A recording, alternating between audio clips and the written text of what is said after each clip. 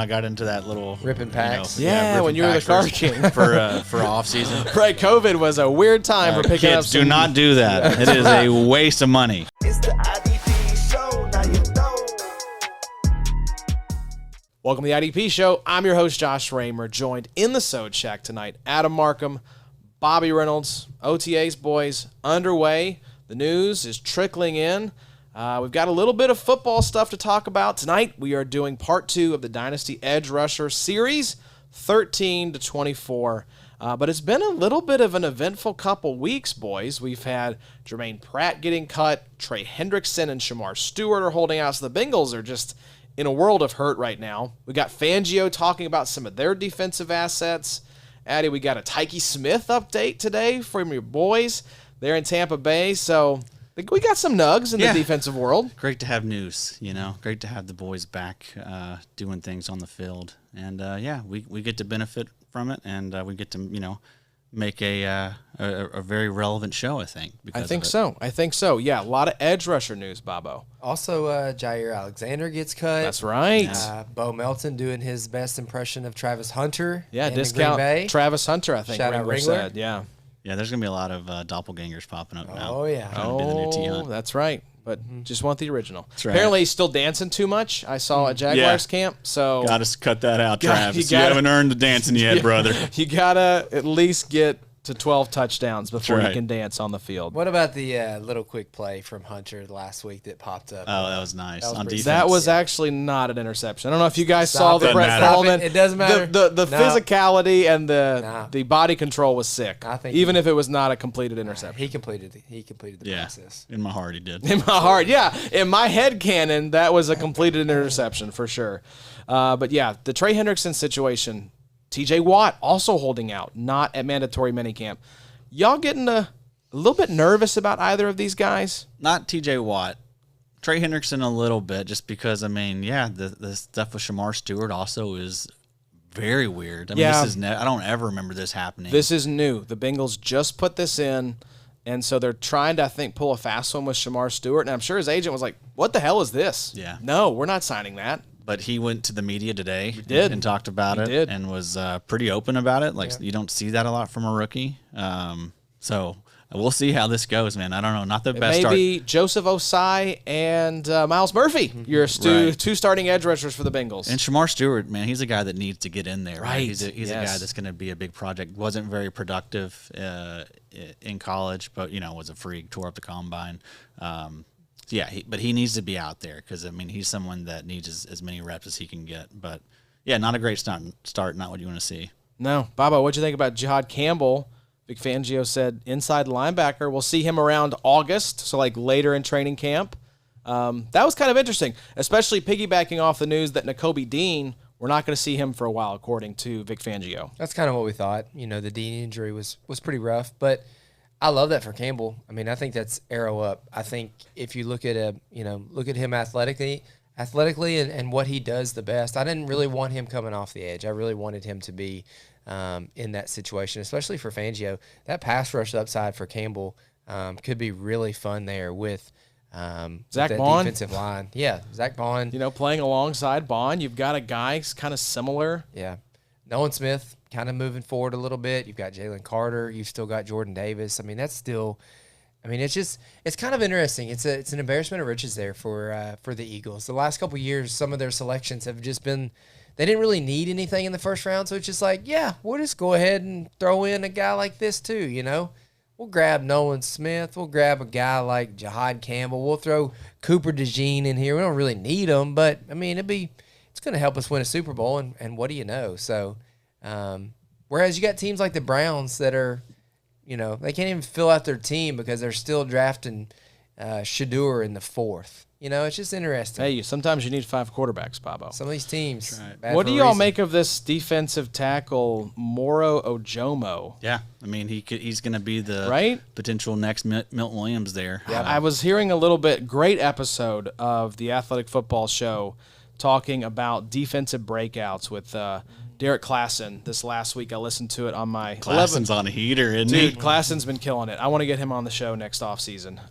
Really good. He's way too smart for us. I know. He went way over my head with this episode. But they were talking defensive breakouts, and he was not one of the guys they mentioned. Latu was a guy they brought up. Cooper DeJean was a guy they brought up. So they're plugged in. They know what's going on. Deion Henley was a guy they brought up. They may play IDP. I think they have to. They should. You guys should. I mean, it'll make you better at what you do. I promise. They're definitely listening too. Yeah, Yes, I mean that's so it got me excited. some but, of the stuff that I read, though, I'm like, Yeah, I don't know about that. Have y'all been listening? But for real, it's like, it's right in beat with what we talk about. Yeah. Yeah. So this is a great time to plug in because a If you're lot of listening, these comment. guys are doing But good I've always, content like I've that. always said fantasy content is the best if for like sports info and like I mean we're on top of it. We're all plugged in. We all got the notifications on. I mean, if you want to be in the know, I think fantasy sports is the best place to do that. Absolutely. Yeah, defensive players set to make a leap in 2025. That was the episode from last week with Derek and Deontay Lee from The Ringer, who those two are just defensive gurus. Very good episode. Definitely worth checking out. But this episode, going to be worth checking out as well. Like I mentioned off the top 24 Dynasty edge rushers. We're going to be going 13 to 24. And we've got a good list here, boys. We got a lot to get through. Even if I had come last week or 2 weeks ago, you all could not have finished 24 edge rushers. Absolutely. It would have been a 4-hour in less episode. than 3 hours. It would have been 3 to 4 Not hours. possible. Easy. So I'm glad we split it up. So you're welcome. Thank you. Yeah, it would have been a bad day at work for sure. Yeah, I had to leave the next day for vacation. It would have absolutely Oh, been hate it. 3 for him. hours Hate of it. sleep. Hate it. It's Get outta 30-second vacation. Yeah. Hate it. Yeah. Tough. You guys are welcome to leave this fine city that we live in as well. I am. In a month, I'm off to Florida. Look at Yes, you. sir. Yes, need it. Good for you, baby. Florida golf. Hashtag need it. Florida golf. Hashtag toes in the water, toes in the sand. How many tee times you already got booked? Yeah, I've been looking on Golf Now. I figured there's Golf not a Now. lot around where we're at. We're in Mexico Beach. Hey, if you're a golfer, you got to have Golf Now. That's where the deals are. Sure. That's where Can we the get deals a are. Golf In this economy, Now you gotta have it. sponsorship? Absolutely. We should. I You mean, should reach out. You guys are I've- users. I've put a lot of people onto Golf Now. Yeah. It's truly one of the best deals in the world. Reach out, Golf Now. We're here. We're open. We're We love available. you. Yeah. Me and Bobby are both users, right? Subs- That's right. Subscriber. Yeah, subscriber, paid subscriber. Well, let's go with my namesake here, right off the rip, boys. Edge 13. We're jumping into the list here. Josh Hines-Allen, moving up the list from when these notes were originally written, because somebody added Josh Hines-Allen Yeah. to our main Dynasty roster. Just a little who'd you get? A little who'd you get. I think that was Blake Cashman, Josh Allen, little swapski with Macri. Yeah, Cash Daddy and a third for Josh Allen. Okay. Josh Hines-Allen. Josh Hines-Allen. Still yeah. not used to it. Still not used to the Hines. I do part. like that. I appreciate the Hines because on Sleeper, there's a little bit of differentiation now. Yeah, it's helpful Yeah, for sure. I do appreciate that. Thank you, Josh. Yeah. Babo, you listener. queued up here Josh Hines-Allen for us. Just some context for you all. By Big Three scoring, 11.1 points per game. In 2024, he was edge 25, 12.9% pressure rate. His career pressure rate, 13.4. This was a little bit of a down season coming off of a stellar 2023 season, 18.1 points per game. He was edge 6, 17.5% pressure rate. The previous season, 2022, 12.5 points per game, edge 20, 14.1% pressure rate. Babo, how are we feeling about Josh Hines-Allen here for Dynasty? I'm going to bring you up and I'm going to bring you down, okay? Josh Hines-Allen is good. I mean, look at how many sacks he had. 2023, 17 and a half sacks. How many guys in the NFL right now can say that? How many guys can say that they have had 17 sacks in a season? Adam can. Honestly, can 5 people say that right now? 5 edge defenders that have probably had at least 17 sacks in a season?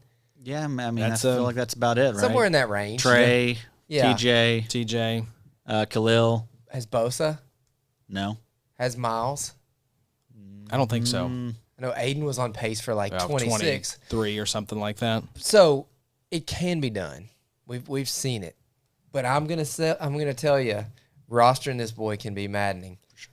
He's gonna win you some weeks. He's gonna absolutely slay you some weeks, and then there's gonna be some weeks where you get a 1 burger, you get a 3-pointer in Big Three scoring, and it's just not a whole lot of good times. But there is the possibility of the 17 sacks. So I understand the upside. I understand. I like that you don't have him at 6. I see a world where people could rank him higher than this. I It feel like feels- this is adequately ranked. It feels better now that we just acknowledge Josh Hines-Allen is an edge too. I think for a while in my head, I was trying to cram him up there with Brian Burns in like that back end of the edge 1 territory, and it's like, no. Josh Hines-Allen is just very clearly an edge 2 for your dynasty team. Yeah. You just got to reset the expectations. I think that's exactly why he's here at 13 because I think he is the perfect edge 2 for your team. But yeah, if he's your edge 1, you're probably going to be a little disappointed. Although I do think, this guy's entering his prime. All the hype we're hearing right now is great. He's looked like the best player on the field for like 4 straight seasons. Right. There in And that Jacksonville. team has not been good. Right. But he is certainly entering his prime. He's paid. Should have a bag of tricks at this point. Juice is back in the building. Exactly right. Like this team has high expectations. So maybe we see Josh Allen take it up another notch. We just want him to get consistent. Just give us 2 seasons in a row of 10 plus sacks. That's what we all want. we're looking That's for. what has been missing, I feel like, from Josh Hines-Allen's game. It's just consistency. Right. We're going to talk about some guys. We talked about Myles Garrett, right? Remember his point output for Big 3 scoring, I think, fell in like a 20-point band. He has been so consistent the last 3 years. Let me tell you the negative, though. Last year, only 6 double-digit scoring weeks. Yeah, that's rough. Only 6. Yeah. So he's a boom bust guy. There's a definitely reason that this is my 2nd or 3rd highest rostered player in D-Up. Love him for best ball. Don't know that I want to figure out when to start him. And guess what? In builds where I have Josh Hines-Allen, he is my edge 2. He has never Sure. been my DL1. I've got him in the 3rd round. I think I might have had him in the 4th on one. 3rd and 4th, I have been Which that's all just- over it. I think I'm at about 70% exposure on Josh Hines-Allen. I think he is my Highest. own. Yeah, it's Levante David for me. But Please don't suck, Levante. Let's go back He's to a nice 2023 real quick, though. Let me give you some of these weeks. Week 1, 10 tackles, 3 sacks, 39.3 points. Also had a 37-point game, 26-point game, 35-point game, 33-point game, and then in week 17, a 41-point game. That's what you want as the edge 2. Yeah. I just want my edge 2 to be able to light the world on fire every 3rd game or so. He's kind of like a little Brian Burns, where, he's been kind of one of these, Burns was in Carolina forever. Hines-Allen's been in Jacksonville forever. And we kind of always wanted Burns to take a step, and he never really did. He just kind of always existed in that 10 to 12 sack category. And maybe that's just who Josh Hines is, Burns is more consistent. Yeah. Hines-Allen has the higher ceiling. but the lower floor. Yeah, right. But again, I do think that his best days could be ahead of him. So I'm absolutely buying him. I just did. We talked about it, at the beginning of this. But if you can get him for, I think he's as cheap as he's been. And also, people that have had him, they are frustrated. Well, with they've him. had 2 relatively mediocre seasons in Right. 3 years. Yeah, he's been over 10 sacks once. Yep. Is that right? Mm-hmm. That's people get sick of that at some point. Do you think we He's will? not been missing games. He's been playing. I think he's hit like 16 games the last 4 years, right? At least. Yep. I think his better days are ahead consistency-wise. I think his best year, 17 and a half sacks and edge 6, 18.1 points per game. I Yeah. don't know that we ever see that again. I don't think so. But That may be the touching the ceiling. we can get 15 Yes. to 16 points per game. Because right now, Yeah, Josh Hines-Allen, 10 and a half sacks his rookie season. So he does have another season with 10 sacks. yes, sir. what do you think you could get him for right now? Can you get him? You got him for cash. Probably get him for Cash Daddy in a 3rd, Macri. I don't think you could get him. We Hey, broke him. We broke you. Yeah, you got in his head. I broke you. We use this pod for no other reason than subterfuge and mind games in our main league. No, he's happy. He's pleased. What do you think you could get Josh Hines-Allen straight up for right now? Is it a 2nd? Yeah, I feel like that's a fair offer, and I think I wouldn't lose sleep over losing that 2nd for him, especially if his best days are ahead of him, which. I don't know. I believe the PFF stuff has always been good with him. It does feel like he's left some meat on the bone. I feel like if he was on John Macri's roster, Maybe be singing A a different Yeah. singing a different song. Sure, yeah. If we did this episode a month ago, Yeah. Be like, he would have this been guy around. Sucks. He would have been around 22. He literally 23. moved up, I think, 4 spots. Hey, I since we did forgot. I these. forgot to look at this. But you are right. to look at you this. are right though, from the perspective of look at his age. I mean, he is kind of peak age right now. You know, you've got these. 27.9. We're just open. Best coach he's probably had. We opened the episode talking about T.J. Watt and Trey Hendrickson. Are you really about to give two almost 31-year-olds a 3-year deal? You know, probably. But I mean, with Josh Hines-Allen, you feel way more comfortable with a guy like that. Right. Prime age. He's not like an Aiden Hutchinson where he's coming off of a This major injury. could be a We're about to talk about sneaky- Latu, another guy who's Right. been really injured. I mean, from a PFF age, he's done it before type of situation. The stars are all kind of aligned. He could for be Josh a fun, Allen. sneaky like depoy bet because you look at. I think the Titans are going to be bad. I think the Colts are going to be mediocre to bad. Yeah. The Texans are kind of a wild card. They're definitely a better team on paper than the Jags, but the Jags will be in the mix to win the AFC South. Yeah. And I could see Josh Hines-Allen. I could see that being like a Minnesota Vikings situation, right? Where you've got this new coach coming in, you've got these new weapons, and the juice is back in the building, and this guy is the AVG, the heartbeat of this defense of a potential division winner, top 2 or 3 seed in the AFC. And you're playing some pretty bad teams in the AFC Right. this year. Bad quarterbacks too. That's what I mean. Yep. You know. Yeah. Yep. So Josh Hines-Allen clocks in at number 13. Next up, we have Laiatu. Latu, speaking of the AFC South, he is here at edge 14 for Addy, Indianapolis Colts.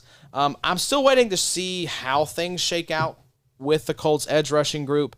I thought Sebson Ambicam would have been cut at this point. He's still hanging around, even though there have been kind of rumblings about maybe him being cut. I'll be curious. We mentioned Jermaine Pratt being let go by the Bengals. If the Colts wanted to bring him in, does that mean maybe someone like Ebukam gets cut to make room? I don't know. I think if Ebukam sticks around, I think it's going to be a tough situation for Latu to get significantly more snaps than what he got in 2025. New DC and Lou Anarumo, what is he going to prioritize? Does he want someone like a Latu or someone like a Ebukam who's more experienced and been around the league longer? I still have a lot of hope for Latu. 2024 was definitely disappointing. I'm very much excited about him for 2026 because Kwity Paye and Sebson Ambicam will definitely be gone at that point. Latu's our only edge rusher under contract. Him and JT, last name. JTT. JTT, yes, from Ohio State there. JT squared. Yeah, JT squared. We need a nickname because I'm not attempting that last name. So, yeah, I mean, I traded away Latu for Edgerrin Cooper this offseason. Still love Latu. Wow, that's a great trade. Yeah, that was one where it was like just Any picks involved or just no, straight up? just straight up Wow. Latu for Edge Cooper. So I don't know. I think it was Peyton Wilson you're thinking of. no, that was Jermaine. It was definitely. That was Edgerrin Will Cooper. McDonald. Will McDonald plus a pick maybe for Wow. Peyton Wilson. I can't remember- believe you got that done. Yeah, I remember being Sent it bummed straight away. Yeah, thinking like I didn't know Edgerrin Cooper was even really available. Yeah. Yeah, wow. 1 year in. Good on you, mate. Yeah, thank you, mate. So call. I love. But I love Latu. Yeah, Yeah, it might not work out. Here's the thing: the Colts need this Come to on. happen because this team does not have a lot of blue chip talent. Now sure. that you've missed on the quarterback, it's kind of like, who do we have to really build around? Yeah. And this was a first round edge rusher. Your last guy did not work out in Kwity Paye that you took a swing on, so you need this guy to hit. And I think he will hit. I think his opportunity is greater than, say, like Dallas Turner, who we talked for about sure. last episode, because those two guys in front of Dallas Turner are much better than Kwity Paye and Sebson Ambicam. Yeah. There is a chance, it is in the range of outcomes that Latu leads all edge rushers for the Indianapolis Colts in 2025. But I don't know. I think if they keep Ebukam around, it's the last year of his deal. It's the last year of Paye's deal. So do you just use those guys up and maybe get Latu some more snaps, but he's not the leader? So I think it could be a muddy picture for this year. He played a lot last year, though, right? 618 total snaps for Latu. I mean, that was like over 60%, right? So, yeah, I figure he's going to be like in that 70 to potentially 80% range. But I think you're going to hear a lot of hype this offseason. I'm pretty excited. I mean, he was, year one he was fine. I know he didn't crush it in the stat column, and the sacks weren't there. But I mean, 14% pass rush win rate. That was 26th best among edge rushers. 72.1 pass rush grade. That was 29th. 10.1% pressure rate. That was 78th out of 188 qualifying edge rushers. So, I mean, you got to remember this guy's a rookie. Like this, we saw this guy right here do the same thing. Like we've compared him a lot to Jalen Phillips. Jalen Phillips, very similar metrics when he started his career. So, I think Latu is a big candidate for a breakout in 2025, and I'm very happy scooping him up in like the 5th, 6th round if he's there. I'll maybe take him in the 4th if I have to in these IDP only best balls. So yeah, very bullish, very excited. And once he pops off, I mean, he's going to potentially be worth a second plus. If he, depending on how great the year is, like people will start maybe throwing first around potentially. So I think you're getting in at a good price right now with him. Because he's coming off a disappointing year. Yeah, now's the time to buy. I think he is so. one of the guys that Derek and Deontay mentioned in the breakout episode. So they're high on him. I'm a believer. I mean, also DeForest Buckner was a little banged up last year, so hopefully he's healthy That and defensive line on paper is pretty nice right now. Yeah. With JT Squared and Quiddy Pay and Ebukam and DeForest Buckner and Grover Stewart. I like JT squared. JT could really work out for y'all there. Yeah, Yeah. I like JT him could as have a a good year. Quiddy Pay sort of replacement, essentially. Yeah, JT squared and L squared. I think that's a good combo for years to come. Mm-hmm.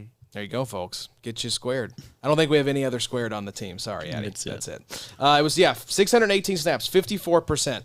I think he could be 60 to 65% of snaps this year. I don't know that we're going to see him creep. I think all these guys are going to be Up. in that like 55 to 72% range for the Colts. I don't think anyone is going to get more than 75% of snaps. That's my prediction. I'm predicting he's going to stand out, and he's going to be the guy that is clearly the best edge rusher there and the guy they keep on the field the most. I mean, Lou Anarumo, look what he did with Trey Hendrickson. That's the hope. That's the kind of wish that you're selling. and I mean similar body types, him and Latu, I think. You Yep. know, so it'll be fun. I'm expecting it.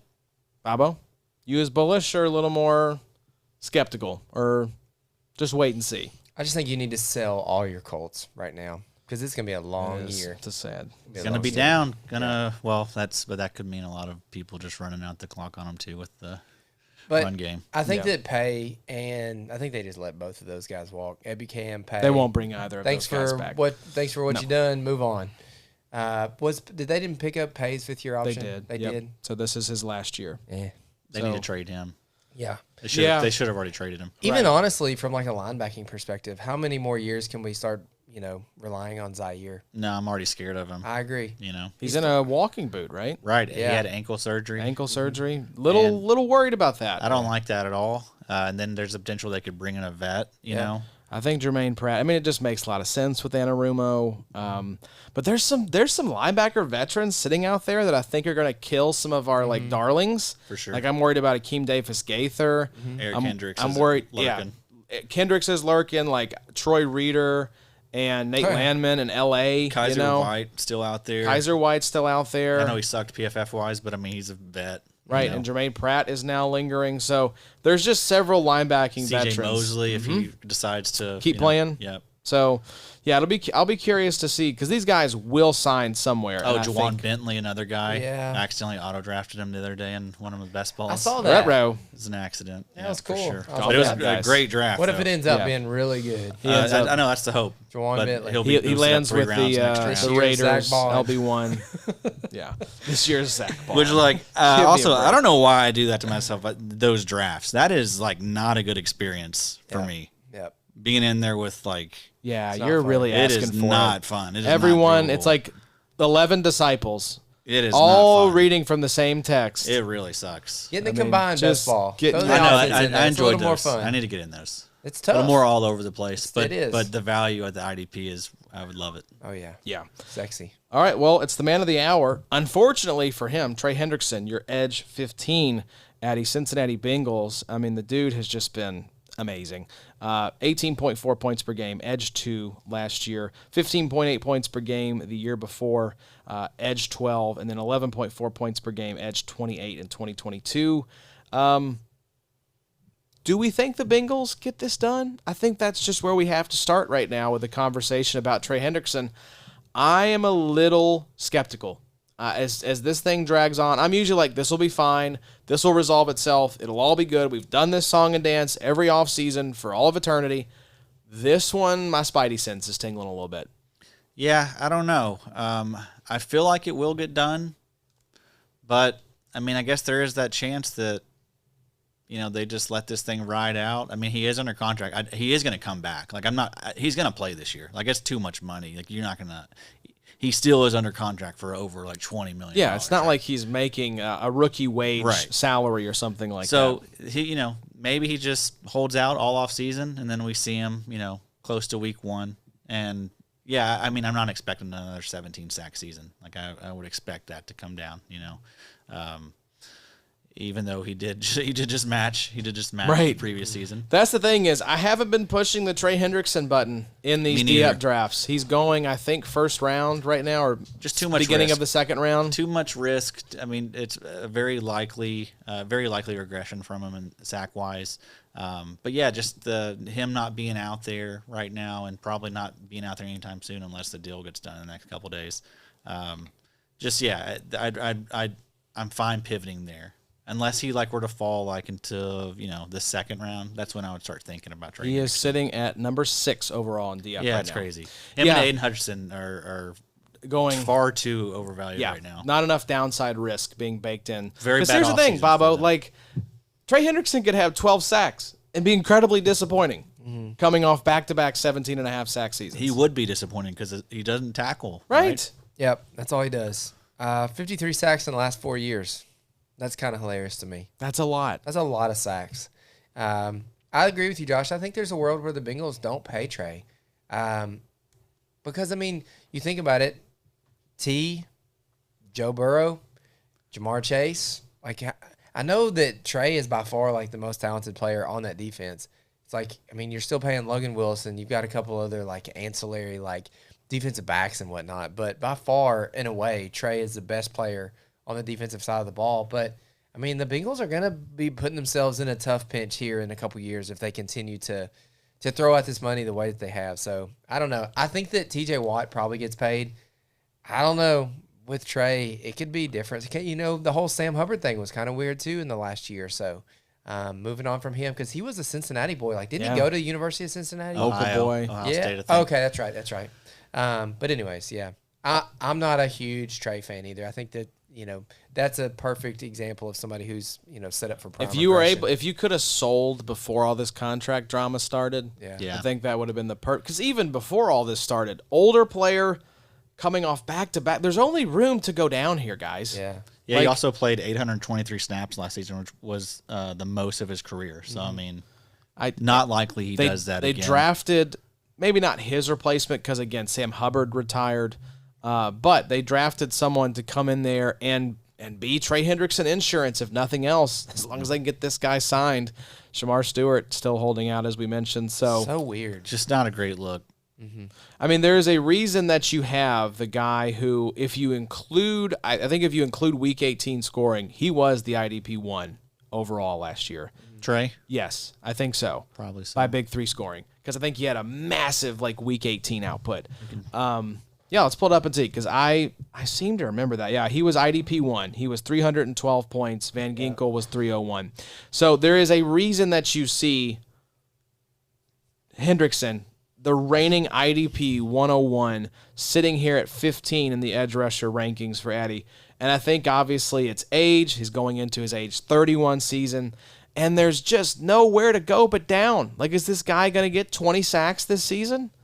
I think the disappointment is I don't think so. Bound to happen. I want to draft guys early where I can catch an upside swing rather than, you're taking Trey Hendrickson at 6.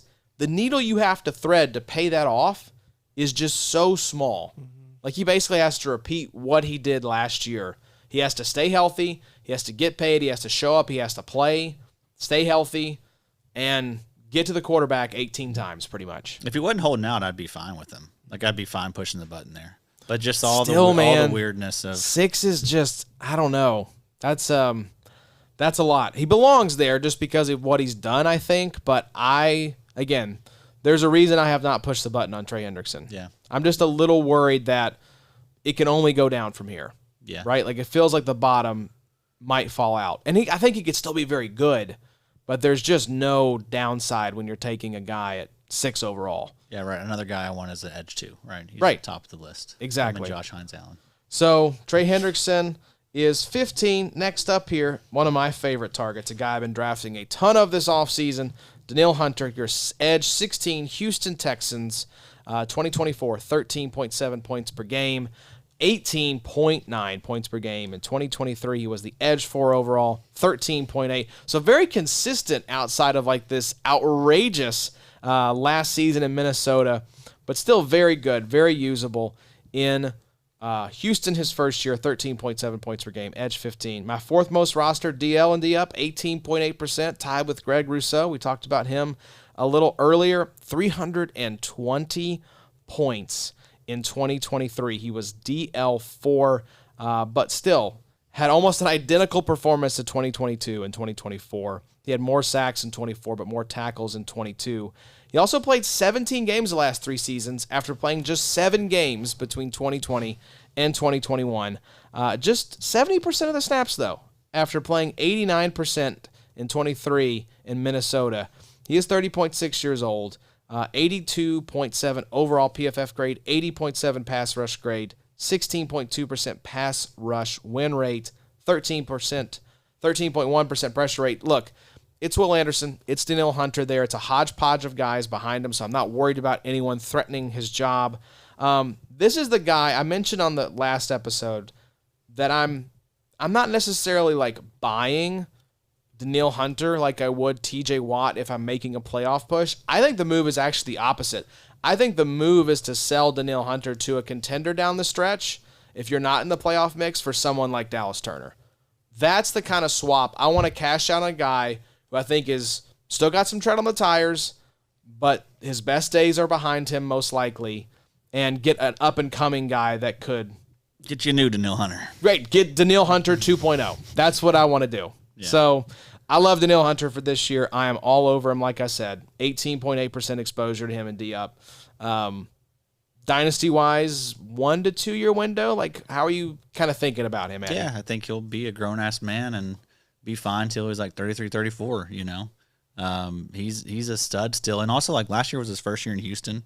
I mean, pretty good, all things considered. I mean, that's you know, that is a human in a new spot. I mean, it's tough to, you know, learn the ropes someplace new and learn a new system. So, yeah, I expect bigger things. You know, now he's got some rapport with the guys around him. But I mean, yeah, I think he's a piece you want. Yeah, I'm fine buying him. He's probably decently cheap. This is a bad time to buy him after your rookie draft, I think, because you're likely going to have to spend at least a second. I think maybe you can get him for a third plus a little.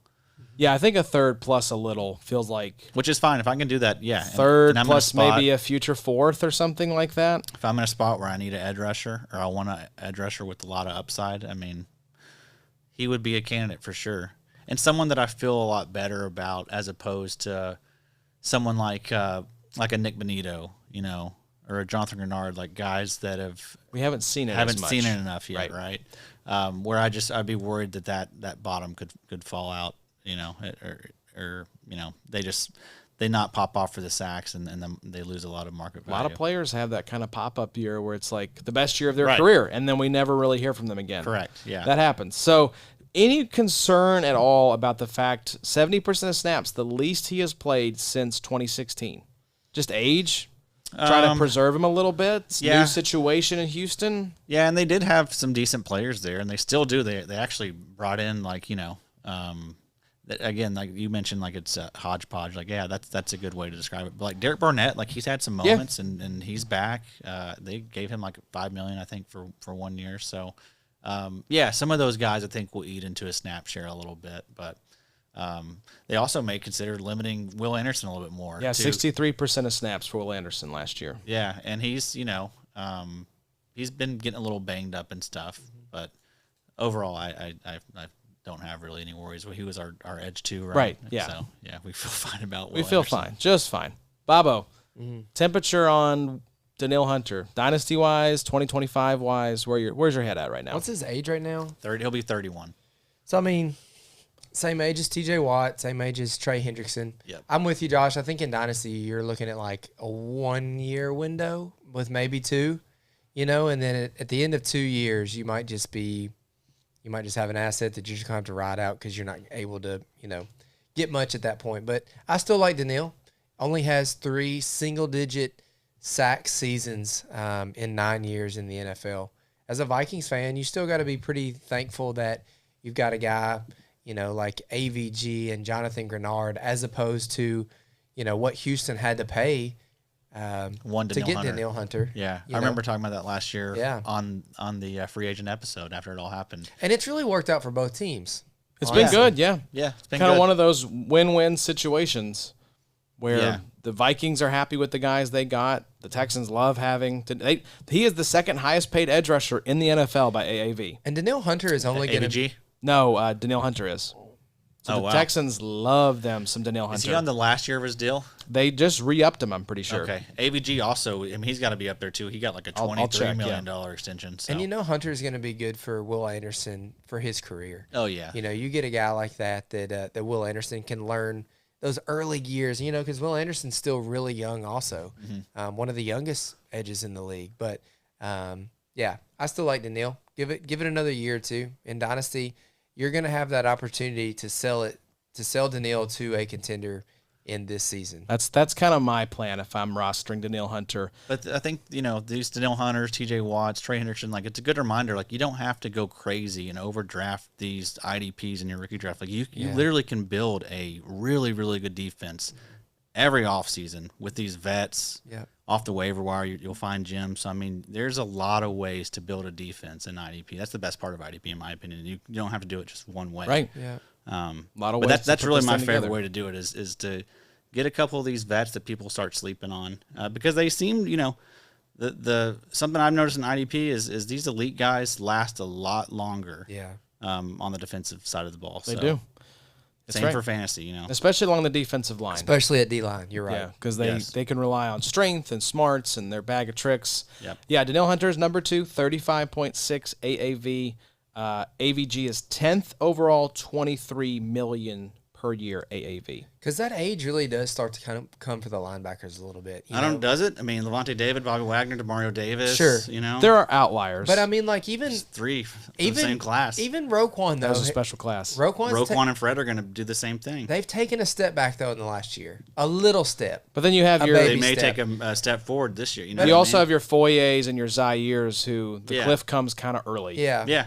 for sure. I think those dudes are pretty rare. I just think that you're more locked into the early 30s with a defensive lineman than you are with a linebacker. I'm not saying it can't be done, but the odds of a Danielle Hunter staying healthier and more relevant than I don't know who's a 31-year-old linebacker right now, but the odds are just better for a defensive lineman. Well, they don't I have to. feel They like. don't have to cover wide receivers in And coverage. they're just not as you hurt, know? Not involved as many tackles and Don't expose those There's guys. also not as many usually. yeah, these sure, days, sure. But you're right. I mean, Levante David, we had a slew of them here the last couple of years that just refused to quit. Bobby Wagner's going to run it back again this year, but it's pretty evident Bobby Wagner took a pretty good step back last year. Still wild to me. He is PFF's LB3 headed into this season. Wow. Yeah, it's crazy. Yeah, I mean, look, as long as Levante David doesn't fall off a cliff, we're gonna be just fine. Speaking of Minnesota Vikings, though, Jonathan Greenard, your edge 17, Minnesota Vikings. I love this. 2023, 15.4 points per game. 2024, 15.5 points per game. And that was off of a 2022 season, 9.2 points per game. Stonks. Yeah, exactly. The Stonks meme up. We wondered, could Jonathan Greenard, because he was kind of like a bit of a dark horse in Houston. Yeah. Can this guy repeat? It was sort of a breakout. You see it, 9.2 to 15.4, and then he follows it up with another tremendous season. I think you could have probably drafted both Minnesota edge rushers last year and been just fine, Oh man. because both those guys were top 10 or 11 options. Yeah, for Yeah, sure. edge 10. by Big Three scoring, Jonathan Greenard. Yeah, they were great, man. But now the ADP is. What do you guys think about these two? I mean, AVG is a second round pick, early second typically, and Greenard is like a mid second. Here's my question. Let me play devil's advocate for a second. I know y'all talked about Dallas Turner last episode, and you know we like him, and y'all specifically said for 2026, 2027. My question is, what if Dallas Turner gets more playing time this year? Who would be the edge that he would eat into? Is he going to eat into AVG? Is he going to eat into a little bit of both of them? I just don't know that you're going to keep a guy like Dallas Turner who's had a little bit of pop already. Like he hasn't entered the league quite yet. But I mean, he showed some relevant signs of being a good edge rusher. And I just don't know that Minnesota's going to be able to keep a guy like that off of the field forever. Yeah, no, I think that upside is there with Dallas Turner. But man, it's just Greenard and Van Ginkel are just so good and were so good. I think if he's going to eat into anyone's snaps, it's probably going to be Greenard. Mm-hmm. But I mean, also Van Ginkel they could use him in different ways. They could let him play a little more off ball. I mean, he's got experience with doing that a little bit. So I mean, but same with Turner too. Turner he did that last year a little bit. Like that's how he got his interception. He was playing off ball. So yeah, I mean 46% of snaps for Pat Jones. That's I think the answer. Yeah, I think we're expecting like between 40 and 50. Yeah. I think he is an ultimate kind of handcuff, like we mentioned last week, for especially if you're rostering either Greenard or Van Ginkel. But my philosophy is in drafts, if I look at two guys with a similar outlook for the coming year, I'll just take the discount. So in this case, Van Ginkel's going at 16 overall in D-Up, and Jonathan Greenard wraps up the second round, pick 19 overall. So I'll just take Greenard. I just think Van Ginkel's better. Yes, he definitely is. I mean, we saw a better year from him in 2020. I feel like I'm just being like I think he's like 2 to 3 points per game better than Greenard. So I'm willing to pass on Greenard for whatever reason. I've always been a little skeptical of Greenard. He does just feel a little. I know he's is he fool's goat? He could be a little bit of fool's goat. Fool's goat? Oh no! I'm just not quick to trust him for whatever reason. Like he back-to-back seasons though kind of made me a little more of a believer. It's good. The PFF stuff's been good. I don't know. I just still don't. You just trust love Van Ginkel. I love Van Ginkel. You have a soft spot for Van Ginkel. Here's what it really is. I love Van Ginkel and I love Dallas Turner. Right. Right. Exactly. So I get it. Greenard's just the odd man out. You know, it's a business. Yeah, it's a third wheel in it. You know? Sorry, bud. Greenard, 15.4 points per game last year. It's hard to look away from AVG's 17.7 points per game. Yeah, that long hair, baby. When there's only there's only a couple, spots difference in terms of ADP. AVG is the one that I can't believe y'all let me get him in the auction. Boy, we messed up, Addy. Oh, Look, we messed up. Boy. All right, we were willing to admit when we were wrong, and we were wrong. Question. AVG's not a guy we're going to talk about here in the top 24. We talked about the other two Minnesota edge rushers. What gives you pause for AVG cracking him here in the top 24? We talk a lot about market value with these guys. People are just slow to trust him. You know, he is like, if you look at like how much all these guys are worth as far as trade value, he's right in line with all these guys. Like they're like, again, we talked about this on the last episode, but like edge rusher, like 12 to 40 is very, very nice. Tons of upside. Like I think a lot of those guys are just interchangeable. Like I would not fight anyone over, their top 40 for the most part. So I love that you put that caveat for the most part. There are some idiots in there. Sure. But I mean, I think in my heart, Van Ginkel's probably like a top 15 option in my heart. But that's just not the way he's valued. Like there's no bigger buy, I think, if you're a contender than Van Ginkel. Because I mean, I think it was real what he did last year, and I still believe. Damn it! Listen, I want to believe. I was looking to see who your edge 40 was. Khalil Mack. That's still great. That's great. I feel phenomenal if I've got Khalil Mack for like a 1-year push. Yeah, man, he should have a fine year. And before that, a lot of guys like Rashawn Gary is at 38. Sure. Odafe Owe is at 37. I'll take though. You see it, right? You see the Montez upside. Sweat Sure. is at 36. Yeah. So he should bounce back. He's being a little slept on, I think, in some of these. He was like lingering like 8th, 9th round, I believe, in the last one I did. And I was like, wow, that's. And you think about where he was like last year or the year before. People drafted him like in the second, third of these IDP onlys. Yeah. Yeah. So Greenard, he's going to be there too, though. He signed in Minnesota It was through like a 27. 3-year 50. It was like a Bryce Huff deal. Right. Speaking Which, of which, yeah, God bless. Rip. Good Lord. Like, I mean, I don't think that. John that Lynch making us look foolish. wasn't even out like 8 hours, the episode we That did. was like we just put out that short Jake did talking about you're going to be patient with Demetrius Knight Jr. Pratt's still there, and then I'm not kidding. As soon as we released that short, it was within 5 minutes of Pratt being released. Yeah. Same thing with our episode. Drops that morning, Really and good. then he gets traded for I think a 4th round pick. Yeah. It was decent draft capital. I was shocked by that. So Greenard is a guy who I think, Eagles like, thank God. yeah, seriously, Man. some Let idiot, us some off of dope. that. They one. really got let off the hook, didn't Yeah, they? they really did. They were just short of cutting him, You're Greenard, going to give us a 4th? sure, Oh, yeah, yeah. okay, So it goes, sure. we'll fax it over right now. I think they still have What to use a year? fax machine. We don't care. Yeah, it doesn't matter. 2036, sure. We won't be here. The Earth will be gone by then. But yeah, Jonathan AI's Greenard. taking over. Yeah, true. Jonathan Greenard. I think that. Do you think the market values Jonathan Greenard though? Because you talked about that with AVG. I Not feel really. like there's still some skepticism around I Jonathan think, Greenard. yeah, I think both of them are slept on, right? I think both those guys have never really had, a lot of fanfare, and I think you continue to get those guys for good values. Now, I mean, I'm saying that, but we just talked about like these guys are like 2nd round, picks in fast draft and in these IDP only best balls. So It's really ironic that you brought up Jonathan Greenard in terms of like Bryce Huff, because they both had a really similar early part of their career. Greenard down there in Houston, I think he had like 8 sacks in like an 8-game span there. His second season, I believe it was. And Huff was very similar. I don't remember if it was rookie year or maybe it was his second year, but had like a really just like pop off bunch of sacks in a couple games, and then that got paid because of it. And then obviously, you see now with Greenard, he's back-to-back 12-sack seasons while Bryce Huff is being shipped off to the 49ers for a 4th. But, yeah, we should have trusted, you should trust Greenard more at this point. I agree with you, Josh. There is kind of that stigma with him of like, I'm just still not 100% sure that he's not a Danielle Hunter where it's like he's been doing this for 6 years now.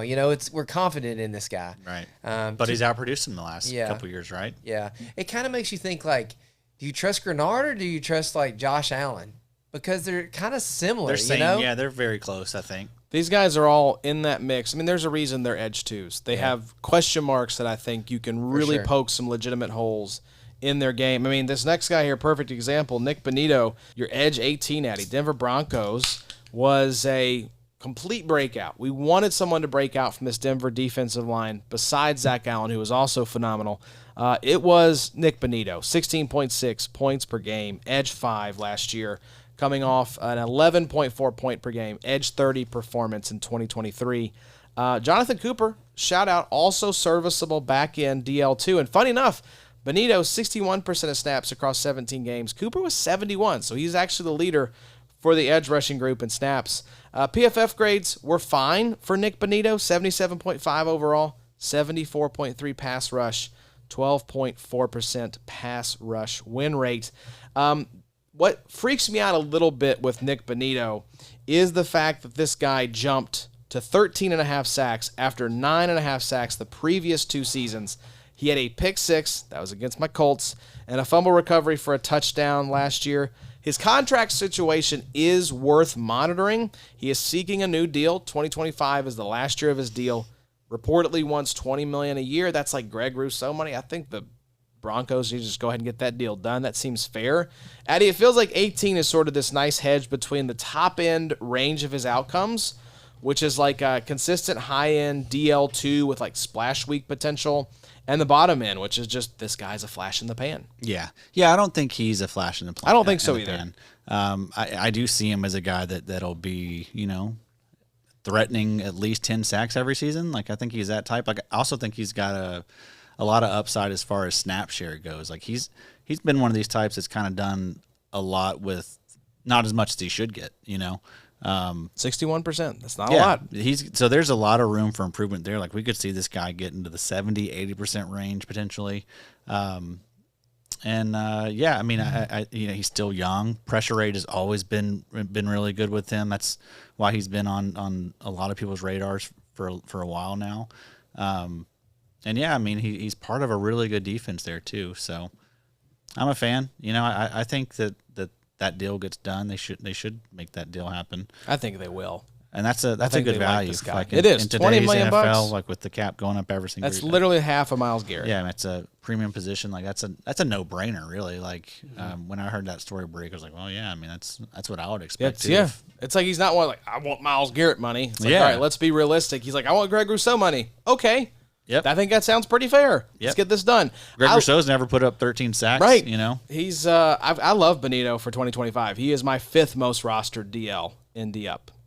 For Dynasty, I'm a little more skeptical just because, again, we talked about with Greenard, not having seen it a lot.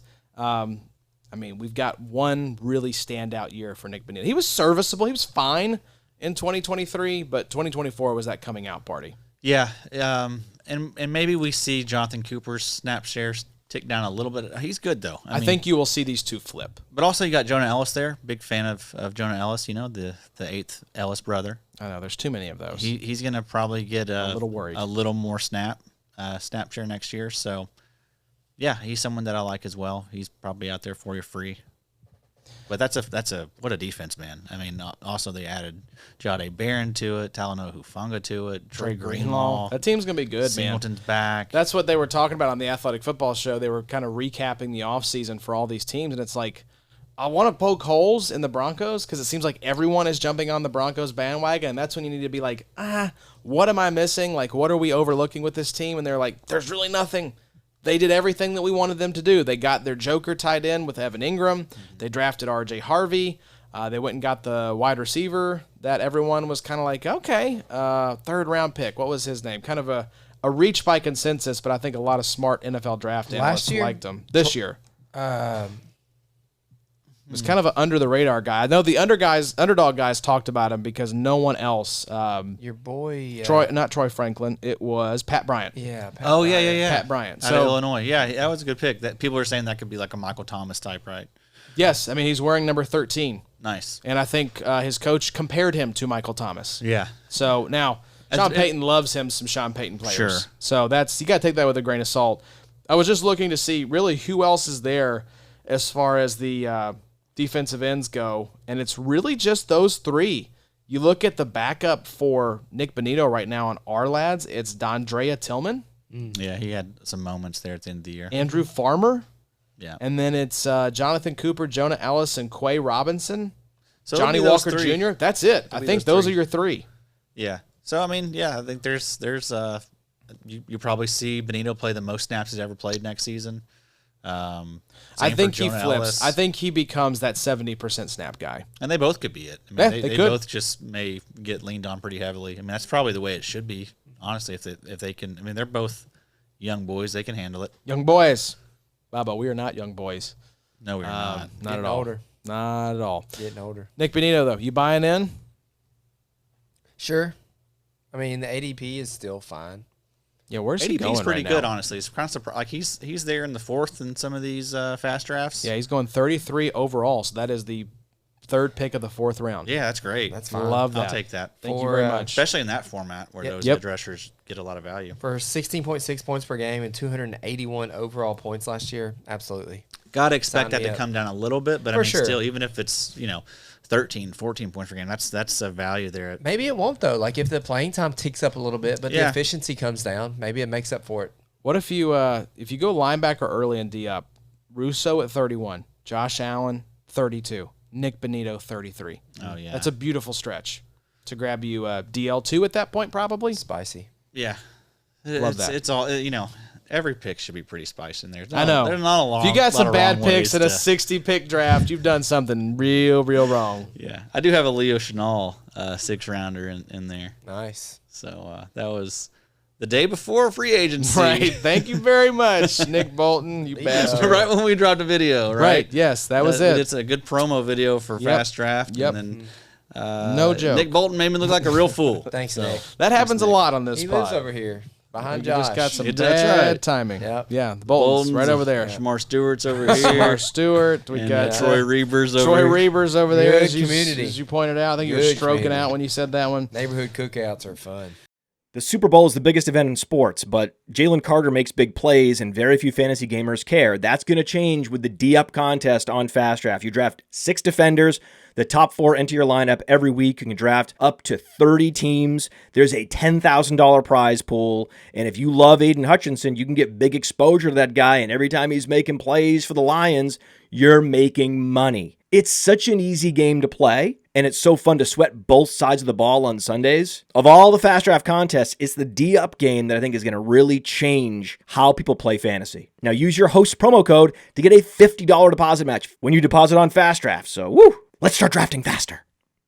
Bobo, tell me what your thoughts are on this next guy here, because I don't know. Trayvon Walker in my mind feels like a guy you like.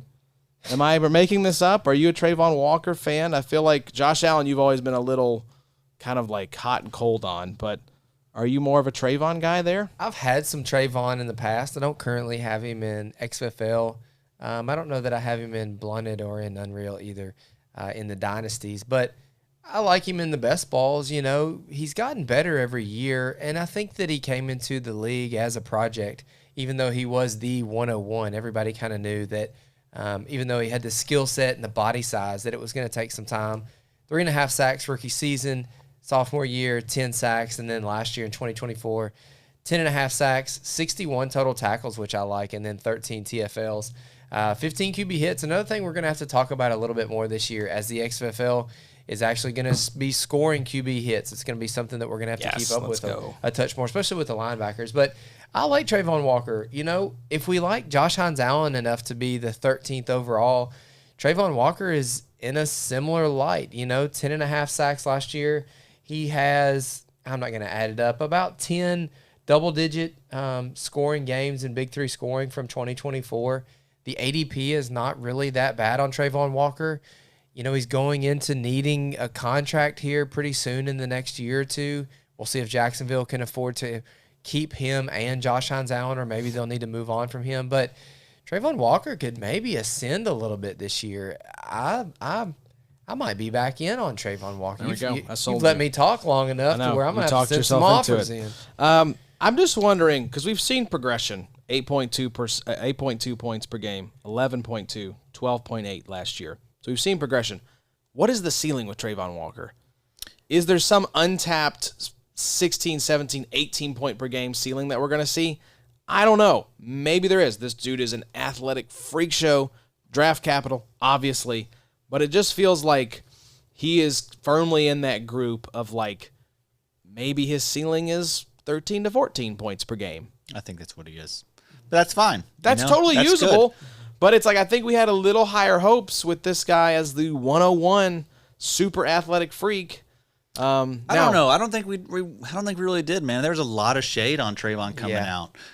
It was the project label that I think for sure really it was hurt also his the 101. sex appeal. I mean, I think that was kind of out of left field. Everybody saw him as a early first, but not quite to that extent. The 101, but also he was in a class with Aiden Hutchinson, right, and Kayvon, who everyone liked more than him. Yep. Right. He was the third guy in the pecking order, I think. And to this point, he's outproduced Kayvon, you know. But yeah, you look at the stats, you're like, wow, this is actually like that's fine. 52 tackles, 10 sacks in 2023. Sacks the last 2 years. Right, that's not too bad. And then like the tackles are good. You know, that's 110 combined tackles over the last 2 seasons as well. So I mean, he's got a nice solid floor.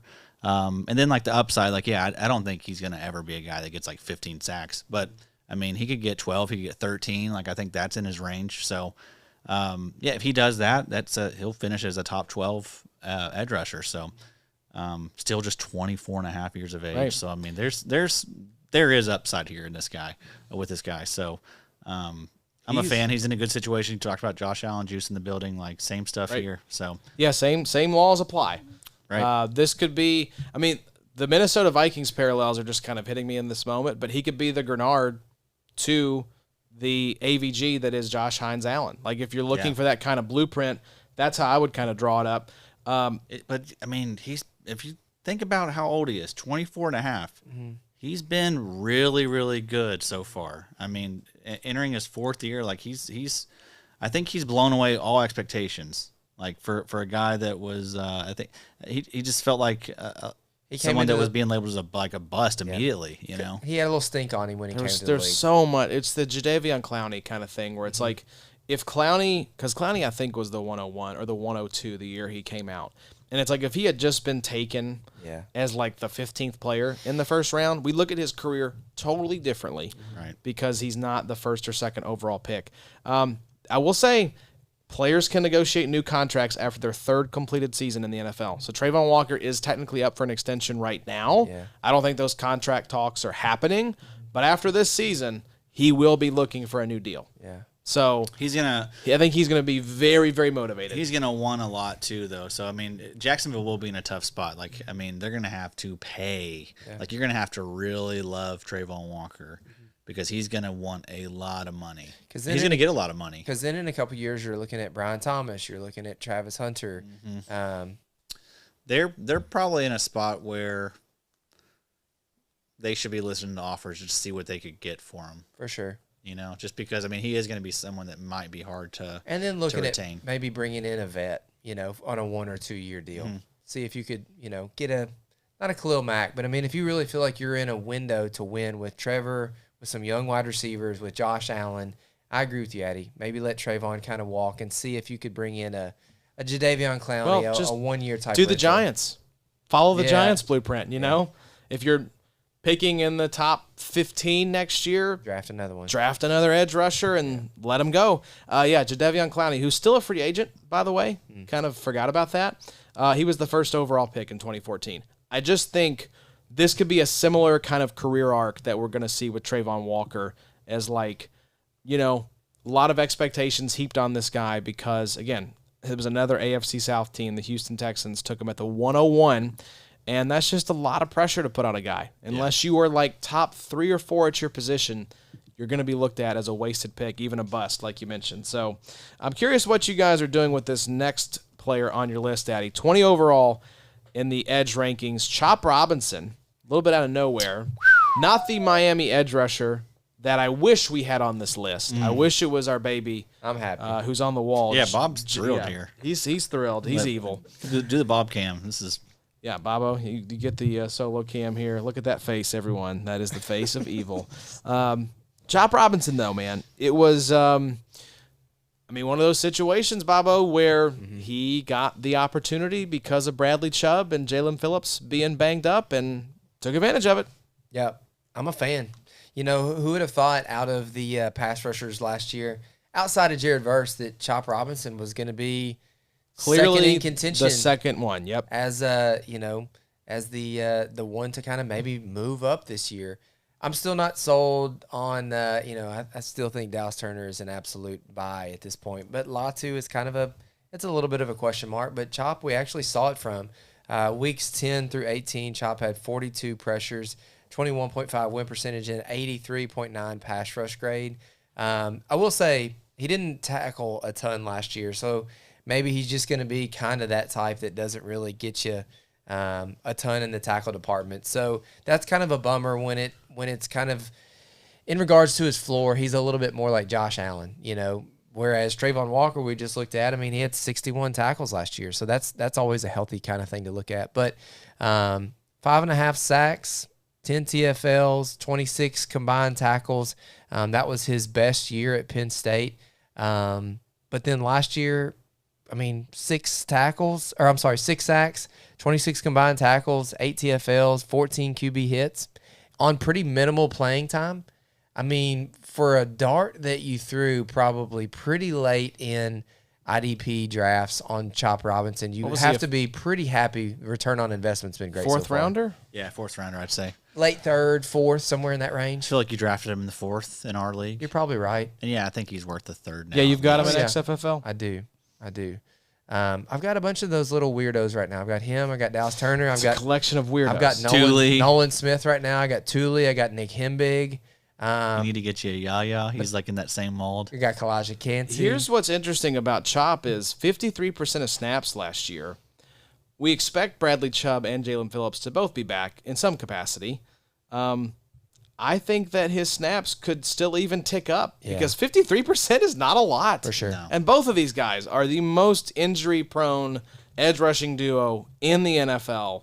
Miami has zero money, right? They are so cash-strapped. Yeah. Jalen Ramsey's just like, I'll just hang out until you guys trade me to the Rams. Yeah. So get ready for that, Bobo. We could see him move to safety too potentially, sure. which would be really good for his IDP value. I've been drafting him a little bit. I've been making a note. I draft him every year. Sprinkle a little Jalen Every Ramsey year. around. He does. And he was fine last year too. Ever since the star roll, it's kind of been like let's keep holding on to Jalen Ramsey. I like guy's drafting. good. I like drafting good players. Absolutely. A lot of people miss that stuff. Good call, Addy. Good players. Good call.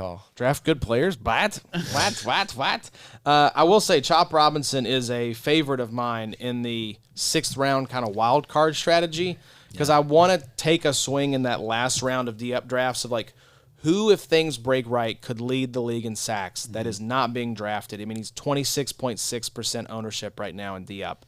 It's like that's a 4th of drafts, you know? sure. This guy's if he's, let's say, Jalen Phillips and Bradley Chubb are banged up again and the runway clears for this guy to get 65, 75% of snaps. And you got, probably 7 or 8 of those? What's that? Chop Robinson shares? I've got some good Chop Robinson shares. Yeah, I've Yeah. got at least 3 or 4. He likes Yeah. to chop. I don't sprinkle in the 6th round wild card all that often just because there's a chance that Peyton Wilson, Ivan Pace, Chop Robinson, Will McDonald just aren't what I think they are. But it's like I'll sprinkle those guys in. I think all those guys will be solid at least. But yeah, I mean, Chop Robinson, I mean, all the metrics were great. You know, they were great in college. And yeah, I think the opportunity is gonna be even greater. Just because I mean, Phillips and Chubb, like those guys, like they're gonna want to preserve those dudes. I think at this point, like they've proven that they have a very hard time staying healthy. Josh, would you rather have Chop Robinson or Dallas Turner in Dynasty? Boy, that's a good question. You don't answer it because I know your rankings. Yeah. It is close. I would probably, it depends on what kind of window I'm in because obviously Chop's going to be more of a contributor this year. But if I'm purely playing for like 2026 and beyond, Dallas Turner. Just because I do think this guy is cut from the same cloth as like he is the Will Anderson clone to me. Like in the same way that we think Abdul Carter may be a little Micah Parsons clone. That's the same caliber of player that I think that Dallas Turner is. And Chop Robinson was just a guy who I think is better than we thought he was coming out and took advantage of his opportunity. There's also a world in which Bradley Chubb and Jalen Phillips play every game this year. Now, that's probably like a 5% likelihood. Yeah. But if those guys are healthy, I'll be very curious to see what happens to Chop Robinson's snap count. Do you agree with me in that Chop Robinson feels like he doesn't have as high of a ceiling as Dallas Turner Yeah, might? for sure. Yeah, Chop Robinson feels like a 10 to 13 sack. Like type of Trayvon guy. Walker. Yes.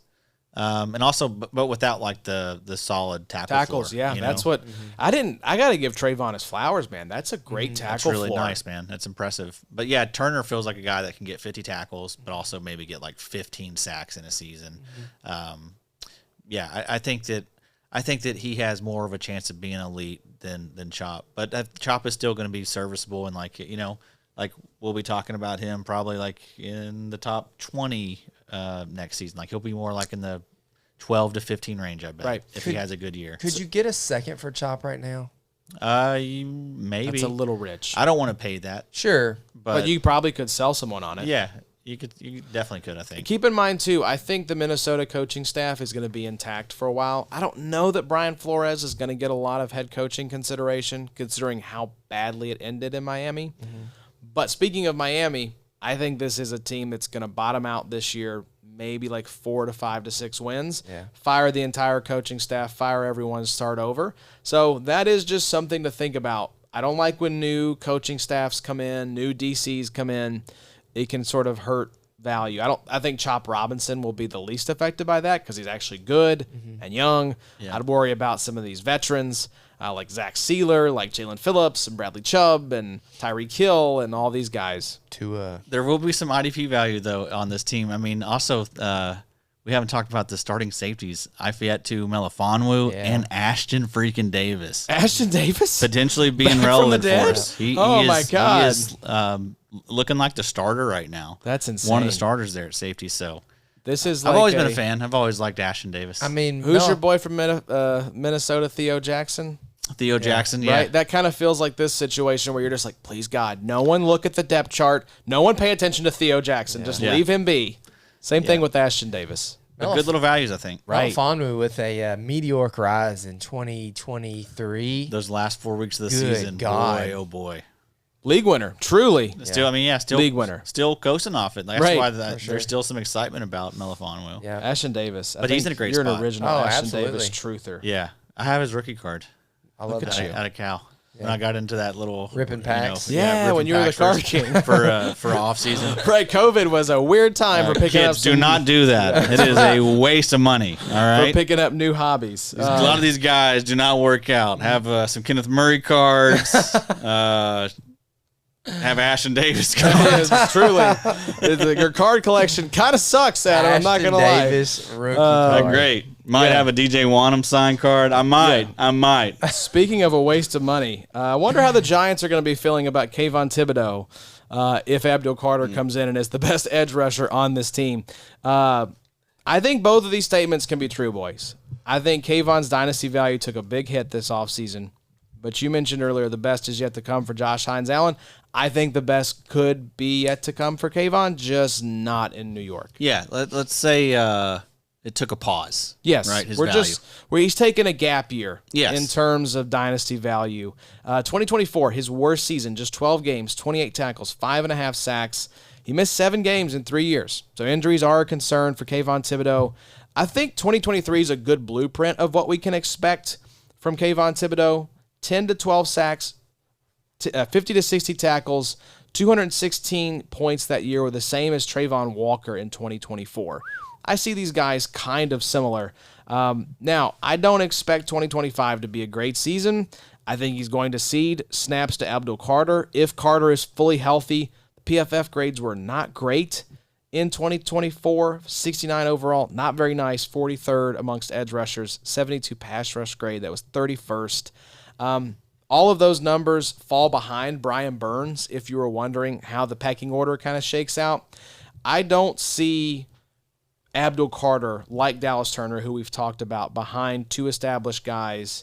I think Carter is going to see significant snaps, at least more than the 28% that Dallas Turner saw.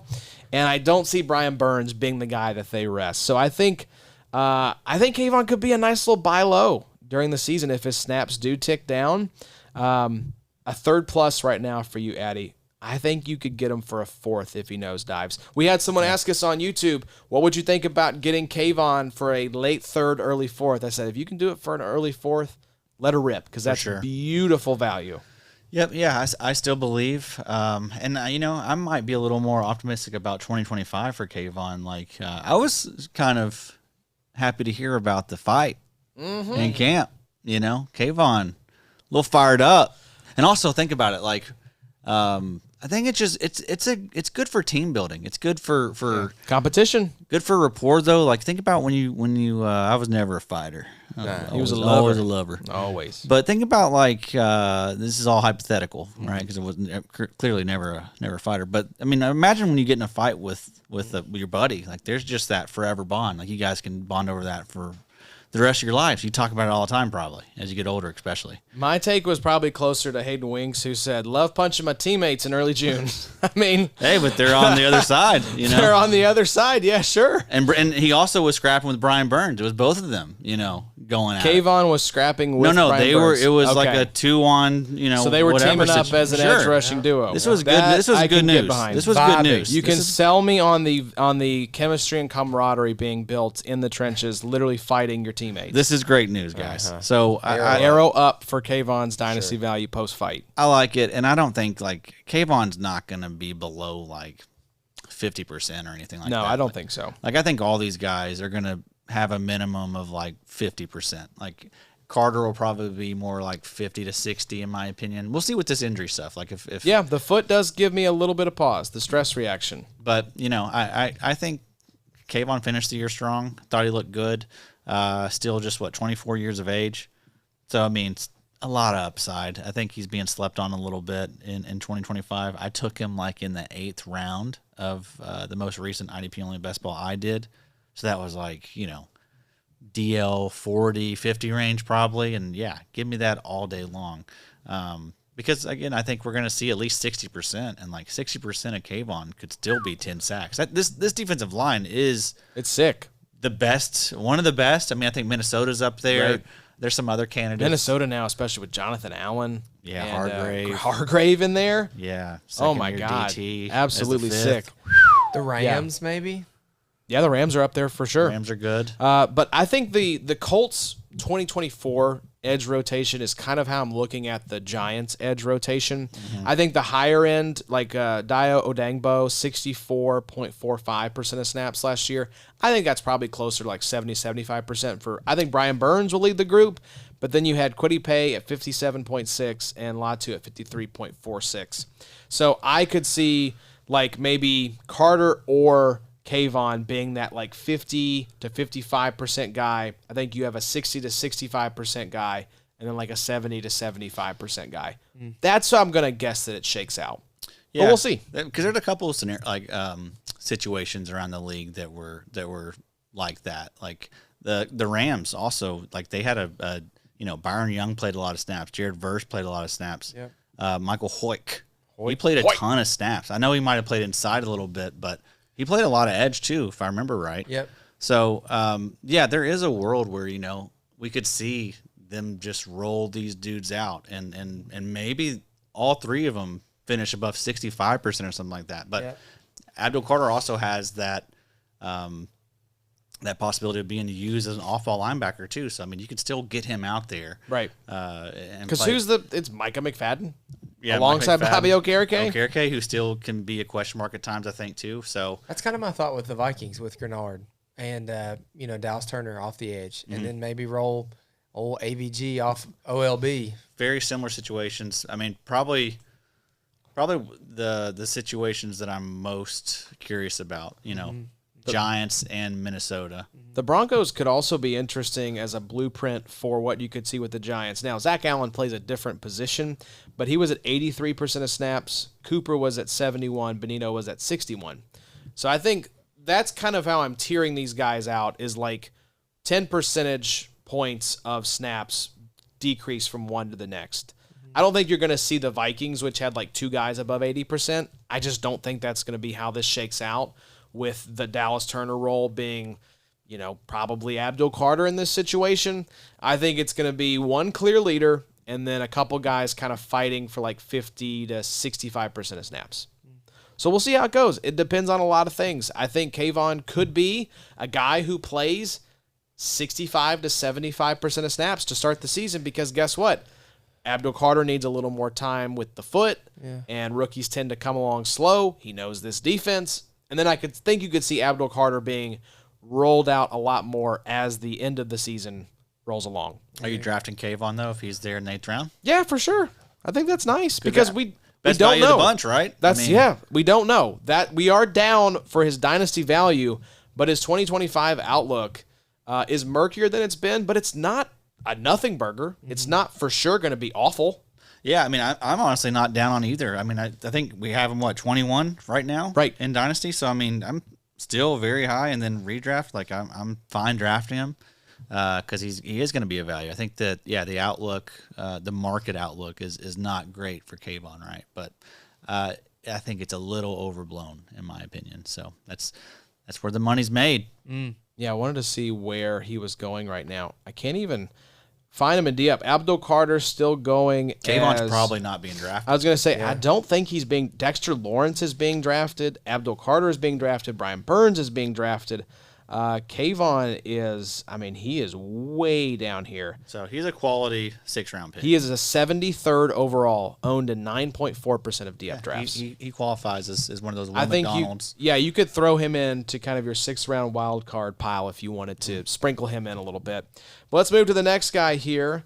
Nolan Smith is your edge 22. And this was a name that I think has to be one of the more surprising inclusions if we were to go back and tell the 2024 versions of ourselves, hey, here's who's in the top 24 of Adam's edge rush rankings. That would be the first thing that I would say to my 2024 self is like, hey, Josh of the past, here's what's going on in the future Also with buy Adam's edge rushing rankings. Buy some Bitcoin, maybe. Yeah, and maybe just stock up on goods and whatnot. Eggs. Get you some eggs. Get you lots of eggs and toilet paper. Freeze some eggs. And don't put that Coke in the refrigerator. Yeah, don't put that Coke. It's a biohazard. But yeah, I think, Addy, I don't know if you put the note in here. If Bobo is you. Maybe. It was me. The runway has cleared for Nolan Smith. Josh Sweat, Brandon Graham, Bryce Huff, all gone. I mean, it's him and it is Jalix Hunt. Jalix Hunt. So Yeah. it is a youth movement at edge rusher for the Philadelphia Eagles. And then, maybe we'll see Jahad Campbell. Well, I mean, he'll probably get a decent amount He'll of get snaps some on run the at edge, I think, yeah. But yeah, from everything we're hearing right now, it sounds like Fangio is planning on having Jahad Campbell as inside linebacker. So, Which makes sense because Nakobe Dean, he also said we're not going to see for a while. Right. I think Nakobe Dean is almost guaranteed to start the year on PUP. yeah. So I think we'll see Jahad Campbell next to Zach Bond to start the season. But have to imagine that's a pretty fluid situation there with how those guys are going to be used. I mean, they're going to be figuring a lot of that stuff out as the next few years go on. But yeah, So, I mean, some capable backups though. We kind of forget Aziz That's right. Ojulari is there and him Josh Uche is there as well. yeah. So they'll get some, they'll get They'll some mix run. in. But for the most part, I expect Nolan Smith to dominate the Right. snaps. Probably get the same amount, if not more, than what Josh Sweat got last season, which I think was like over 65%. So, Nolan Smith tore it up second half of the year once he finally kind of started getting some playing time. A menace in this playoffs, Was dude. very good, great in the Super playoffs. Bowl. I mean, he was also a guy that into the first round draft capital, tore up the combine out of Georgia. What's his RAS? It's got to be off the charts, isn't it? It's up there. Yeah, he ran like a 4.3 something, I Good believe. Lord. Bobo, I know you got a little bit of a man crush. Is Nolan Smith in the group of weirdos Probably that you have in the XFFL? Yeah, he's on the roster. For sure. Nolan Smith, 24.4, ran a 4.3940. Do we have RAS for this guy? Sometimes we don't because the numbers, we don't have all the necessary. I can't see through the yellow. We need to I can't change see that color. through the yellow. My eyes It's because don't he's do in dark yellow. mode. No, Adam's exactly right. After the bye, which was in week 5, Nolan Smith actually had 7 double-digit scoring games in Big 3 scoring. And you're exactly right, Josh. Probably nobody gained more value in the postseason than Nolan Smith. In the opening conference game against Green Bay, he had 29.7 points. The next game against the divisional game against the Rams, 15.45 points. And then against Washington in the conference final, he had 14.9 points. So in the postseason, he had 14 sacks in 3 games. He had 4 sacks and a forced fumble. 14 tackles. Sorry, yes. It's like, Sorry. good God. Yeah. No, 14 tackles. Nolan Smith, chill out. Didn't do as much in the Super Bowl, but yeah, Nolan Smith, just another one of the guys that, I kind of like it in Dynasty. Well, I was thinking about him in the Super Bowl. He had that great clip. If you haven't seen it on Twitter, go find it.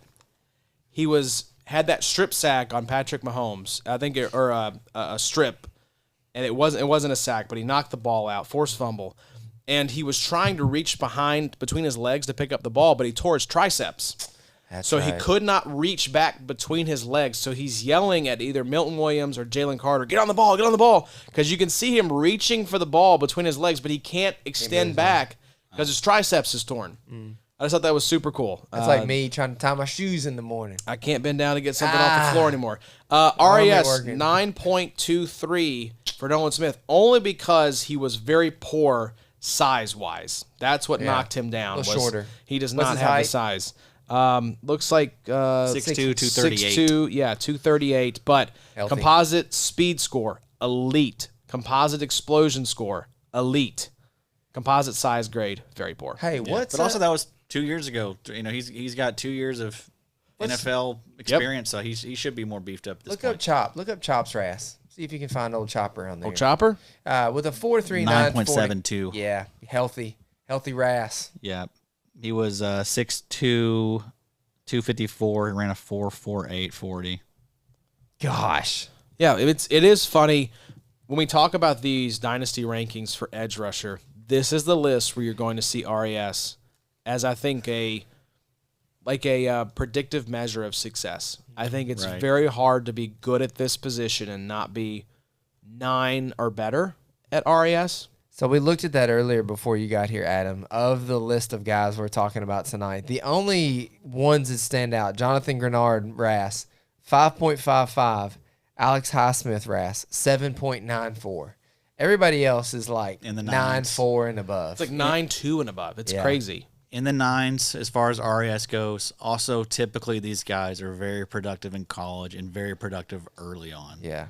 That is a key. Early breakout. Right. That is a key to a lot of these elite edge rushers. So, yeah, it's all there in the spreadsheets. So. Get in the sheets, y'all.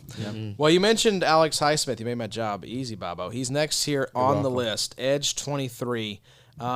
Just been super solid. 13.4 points per game in 2024, 11.8 in 2023, 14.8 in 2022. I will say I think Alex Highsmith is a nice value in a lot of drafts. I mean, it's just you're in the for a lot of teams, maybe half the teams in the league, Alex Highsmith would be far and away their edge one. Yep. You just happen to play in the shadow of a multi-year DPOY, consensus top 2 or 3 at the position. So I just think this guy gets a little overshadowed by the fact he plays next to TJ Watt. And the fact they keep bringing in people to compete with Alex Highsmith between Nick Hembig and now you've got Jack Sawyer there as well. Yep. So I don't know what to make of Highsmith. He's always been a blind spot for me. I'm not a good one to kind of analyze this dude because it's always been like, yeah, but I think I'd just rather draft TJ Watt. Yeah, that's kind of been the story of Highsmith's career, 3rd round pick out of Charlotte. I mean, just kind of overlooked and slept on. And even now, after he's been productive, 3 years at this point, or at least high level production. Really 4 years. He had 6 sacks in 2021. Nice, yeah. And he's one of these guys that has, gets a lot of tackles, so he's got a nice floor. But also he has that ceiling of, we've already seen it. He's already gotten 13 sacks in a season, 14 and a half sacks in 2022. 2022, yep. So, that's in his range. I mean, that's, pairing that with a guy that's a strong tackler and also a great motor. I've always liked Highsmith because of that. So you're exactly right, Adam. I thought this was interesting. 5 seasons in the NFL, 35 and a half sacks, 287 total tackles, 49 TFLs, 72 QB hits, 9 forced fumbles, 7 PDs, and 3 interceptions. And most of that really came in the last 4 years. Yeah, and also you gotta love that this team is stout on the inside. You got Cam Hayward, who's a legend. They just drafted Derek Harmon. You got Benton Gano still Benton, there. who's this will be his 3rd year, and a lot of people have had high hopes for him. But I mean, just a really good interior. So I mean, that should help out. Help out those guys on the got outside. the newly married Aaron Rodgers now. Yeah, how that about just felt like man. You wore the wedding ring, and I felt like he was sticking out his ring finger more for the cameras in this first practice with the Steelers. You got a Rolex or something. Yeah, it's like shaking it. It's all right, Aaron, we get it. But Some you're weirdo married you. You're right, Addy. I mean, 14.7 points per game in 2022, which was his 14 and a half sack season, was really impressive. But then 11.8 in 2023, and then in what was kind of a lower sack year, only 6 sacks last year. He did so many other things. He was hurt too, though, for a stretch. He was hurt a little bit, but he still averaged 13.4 points per game as the edge, edge 2 in these formats, and really maybe even he could be your edge 3, and that would be an amazing edge 3. I think you could at this point. Little rotational piece. Yep. So here's my question too: is that you started the episode off with this, Josh. We see a world where maybe the Bengals do something different with Trey Hendrickson. What if Pittsburgh does something different with TJ Watt? I mean, I think that the stalwart that is TJ Watt is just a Pittsburgh Steeler. But So that's kind of the thing of like, what happens with Highsmith now that you've got Herbig, Watt, Jack Sawyer? Like, it's kind of rotational for Highsmith. But what if they move on from Watt? Like, what does the future look like for a guy like Highsmith? Oh my God! I mean, I would be shocked. I think it's more likely that he gets this massive runway if Watt is injured significantly. Yeah. Which is always a possibility with TJ Watt. He stays banged. He plays games, but he's always on the injury report for something. Yeah. And will leave games. I can't imagine a world in which they don't re-sign this guy. Yeah, especially now with them bringing in Rodgers, it For feels sure. like they're certainly I would expect trying to win now. this deal to get done in the next week or two. Yeah, but boy, it would be massive for him, big and Yeah. Um, You kind of love it, but you kind of hate it for Herbig and for Jack Sawyer, really. You know, that's really who it hurts. I think Highsmith is safe. Like they love this dude. They play him a lot of snaps. Like I feel like he's not going to get less than 70% of the snaps. but you know that Steelers organization drafts great wide receivers and they draft great edges. And you know, if Herbig and Jack Sawyer had an opportunity to more playing time, these guys are just gonna dominate. I mean, they would be little Chop Robinsons, you know, if they had more opportunity. Him big would put up over 10 sacks. Oh, absolutely. Sawyer probably going to be doing the same type stuff in a few years. Yeah, Highsmith $17 million per year AAV, making less than Bryce Huff. Yeah. Now I'd say he'll go somewhere else. For sure. After That's kind this of my deal ends. thinking, right? Does the runway run out for Alex Highsmith in Pittsburgh before was TJ good. Watt retires? I like that. Thank you. That's good. So I get paid the big Probably the bucks. best. That's right. Yeah. I just kind of wonder, like, we want him to assume the Edge One crown in Pittsburgh. I just don't know that it ever happens. Yeah. I kind of feel like he flies the coop before TJ Watt retires. Yeah. And I do think like he is in a perfect situation. I think this is a guy that is more likely an edge 2. Right. I think one he's of as an edge 2. I think he's a great second banana. 27.9 years old. And you got to remember, like, not many people have a better, like I mentioned when I was talking earlier, like not many people have a better situation than him, Right. Second banana to TJ freaking Watt. And again, that defensive line, those defensive tackles are very, very good. Above average for NFL. Nolan Smith's 40 might be one of the fastest 40s by an edge. Oh, I think so. Ever at the that combine. size I think and so. speed. But yeah, he is one of the more lighter. Yeah. On, He's on the light essentially side. a linebacker build. And that was the even same thing with Dallas Turner. Dallas Turner's like he's also Slender. on the lighter side. They just don't make the Nick Bosa, Miles Garrett the types. 6'4", Right. 250, 260. Look like a freaking action figure. Dallas Now Turner, it's the Micah Parsons, Right. the Will Anderson. It's the smaller DTs. kind of speed guys. Yeah. Dallas Turner 4.46. But you're right. I mean, Kayvon with kind of an impressive for his size at 6'4", 4.58. But then you're right. Alex Highsmith 4.7, George Karlaftis 4.78, Will McDonald 4.7. There's just waves of these guys. Oh, yeah. They'll be more Yeah. 6'4" and 6'5". That'll be coming. the pendulum will swing back. We'll get the Sure. giant defensive ends going higher in drafts. I will say, just something to keep in mind, the narrative out there right now with Rodgers is this just kind of feels like a slow motion car wreck in Pittsburgh. Is this finally the year where it's like, all right, one last ride with this defense, with Tomlin, with Rodgers? Could we be headed towards the end of the Tomlin era? New leadership in Pittsburgh, totally new team, soft rebuild. I mentioned it with Miami. I just want to bring it up here. I think this team is, Tomlin always gets these guys to like 9-8 and getting blasted in the first round of the playoffs. So that probably is what happens here, but I don't think that actually allows Tomlin to keep his job. I think this is like, let's get Rodgers and let's see if we can get hot with this defense. Let's see if we can be the Baltimore Ravens when Joe Flacco took them to a Super Bowl. Yeah. That, I think, is the formula they are going for. And I just don't know if that offense is good enough. Yeah, they aren't. I mean, they can make the playoffs, but again, like DK Metcalf and Calvin Austin, yeah, Caleb Johnson's gonna have to carry him. Right. He's gonna have to be like the real deal. yeah. 300 carries. Yeah. Honestly. That dude's going to be breaking down by week 14. They apparently made trade for Jonnu, which I was sweating. I have Jonnu in a lot of spots. I was sweating. yeah, that. I do not please want don't. that. But now with Rodgers, I was sweating that before they got Rodgers. Right, when it was oh my Mason God, Rudolph. This is going to be terrible. I did love that Myles Garrett said he wants to put Rodgers in the graveyard. I was like, well, you do love putting Steelers quarterbacks in the graveyard, or at least trying to. That's true. So Yeah, but you probably want to put Mason in there a little more, though, right? right, you kind of want Rodgers to maybe be nursing a hammy when you Yeah. play those guys to get a little revenge there. Which Mason Rudolph was at one of the Trump rallies. Yeah, I know. Someone So- tweeted, whatever Miles said that Mason Rudolph said, he said it. He said true. it. We have confirmed it. Well, let's wrap up here. A guy I kind of feel very similar about these two guys, so I'm glad you put them back to back. George Karlaftis, wrapping up here, edge 24, Kansas City Chiefs. Very consistent the last couple years here, 11.6 points per game in 2024, 11.2 in 2023. I mean, Furious George, despite the nickname, is the definition of fine for me. It's so funny. His point outputs fall within a 37-point band. His 3-year average, 170 points, 8 sacks, 38 tackles in 2024, 170 points. Just to give you a frame of reference, what does that look like?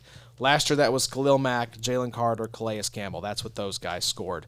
Pass rush grades, 84 or PFF grades, 68.4 overall. That was 47th. 69.5 pass rush. That was 40th. He was tied for 67th in pass rush win rate with 10.4. 11.2% pressure rate. Again, fine. I will say, working in his favor, this Kansas City edge rushing depth chart is soft. Mike Dana, FAU are the only ones of note. This has led to Karlaftis' snap percentage increasing 64, 75, 83% of snaps. That was surprising. I think he's going to be on the field for 80+% of snaps and give you like 10+ points per game. There's a fine floor here. I think if you're looking to solidify your edge 2, he gives you that floor. Unless he lucks into more sacks, I just don't see much of a ceiling here. Yeah, I don't know. This Karlaftis is a guy that just really feels like maybe like edge rusher dead zone, because I don't know how much George Karlaftis I want to be taking. Maybe I'm just too low on the guy. Yeah, I think you're a little low. I mean, 24.2 years of age, and I mean, that's impressive, those 3 years. I mean, he's gotten better every single season. I mean, we talked about, Trayvon Walker having that nice tackle floor like Karlaftis, same deal there.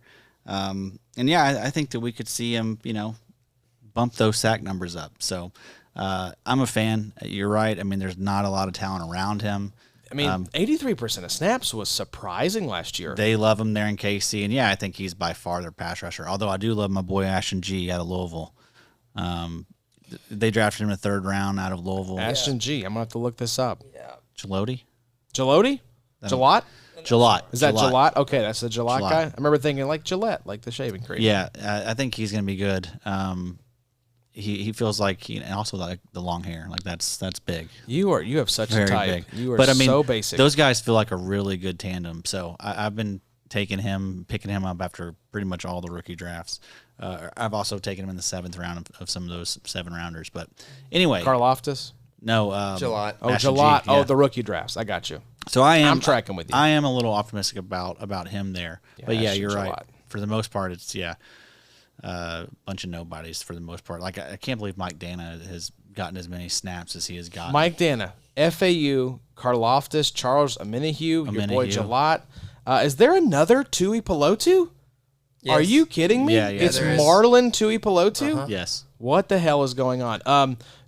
You have Omar Norman Lott there. That's a He was defensive tackle. A lot of people high on him. Yeah, so I think this defense, especially the defensive line, kind of sucks It's for KC. still Karlaftis and Chris Jones. That's man. it, man. Like they are. That is it. Relying on these dudes, and yeah, they're gonna have to give these guys a ton of snaps. So, yeah, I mean, I think we're gonna see him, continue to kind of do what he's done, and I'm totally fine with that. Like, having that guy as like an edge 2, edge 3, most likely. Yeah, I want to be clear here.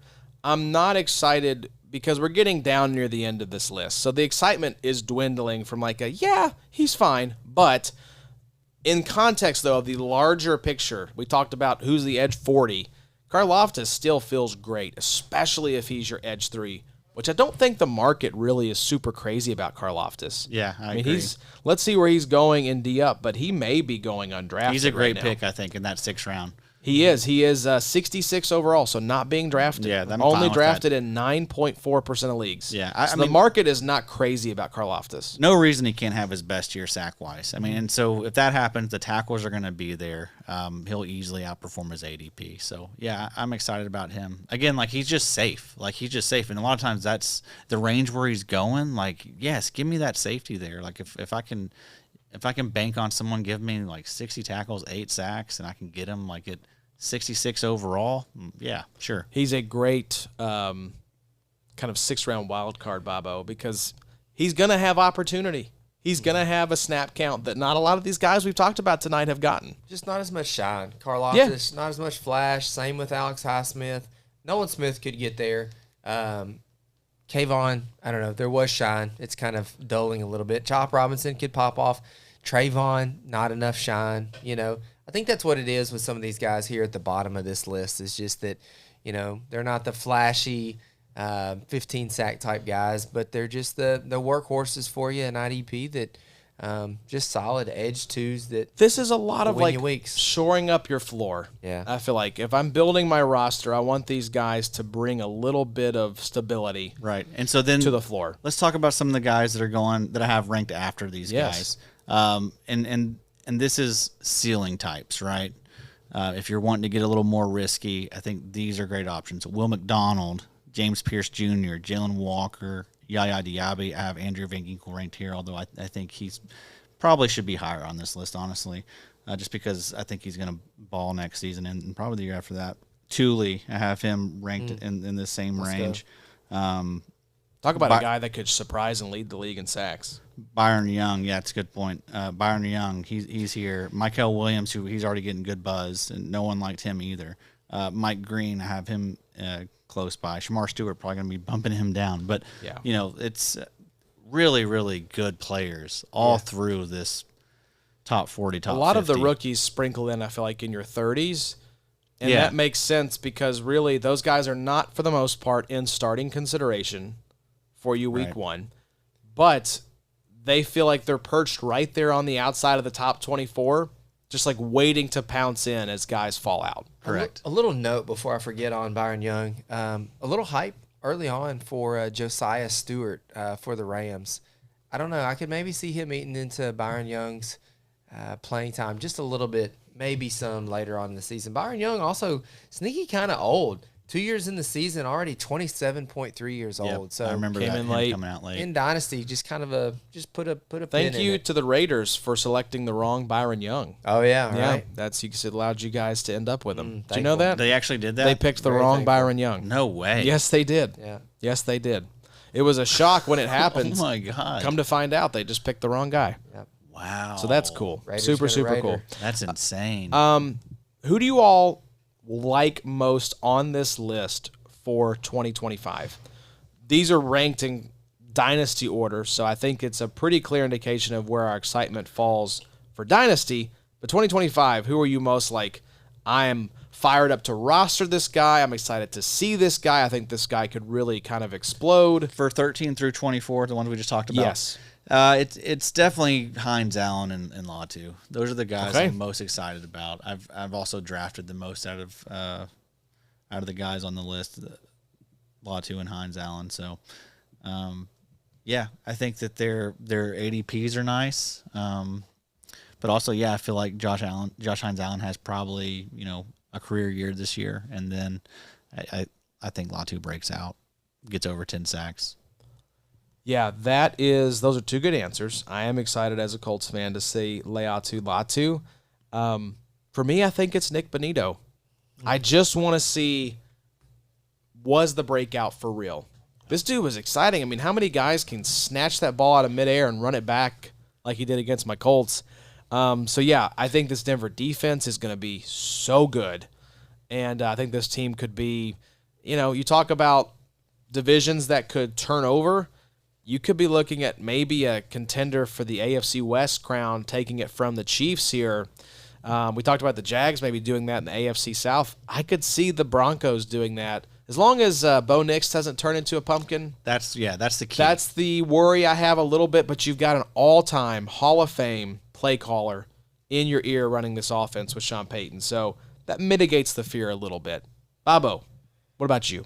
Guy you're most excited about for 2025? My heart probably wants to say Chop Robinson or It's Chop Nolan Robinson, Smith. yeah. I'm excited for both those guys. I honestly would say Travon Walker.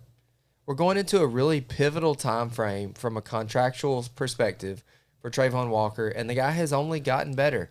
8.2 points per game, 11.1 points per game, 12.8 points per game last year. Was really a quiet asset for you in IDP, especially based off of, what his value is in Dynasty right now. I feel like Travon Walker could be a nice little buy, especially with the opposite of Josh Hines-Allen in that 61 tackles in a season is a really healthy floor for a guy like that. So, I don't know. I think a guy like Travon Walker going into a year where he's wanting to get paid by either the Jaguars or somebody else, what happens if Travon slips up and has 14 sacks in a season? Could he do that? Could you get 13 sacks in a season? I don't know. Yeah, hell yeah, you can. I like that for Travon. Just 2.5 more, baby. Yeah, we're close.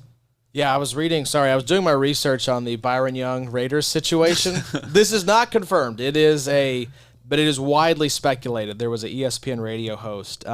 There is some evidence for it. The Rams' Byron Young stated in 2023 that the Raiders texted his agent saying that they were going to draft him before recanting that statement, claiming they texted the wrong agent. Wow. That sounds like you drafted the wrong guy. Yeah.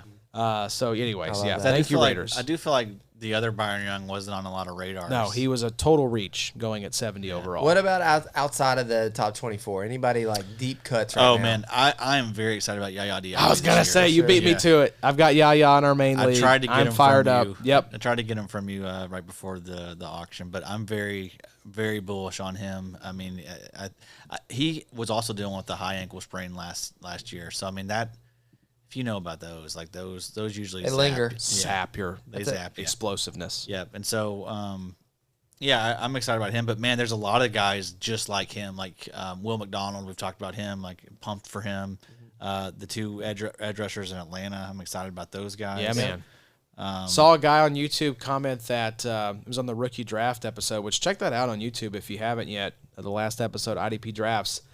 I was like, who do you like in Atlanta? Well, he got Jalen Walker at the middle of the 5th, and then James Pierce in the middle of the 6th. Oh, man. I was like, double dipping on those two guys in the 5th and 6th round? Yes, please. Like, that's tremendous value. Easy game, yep. Sexy.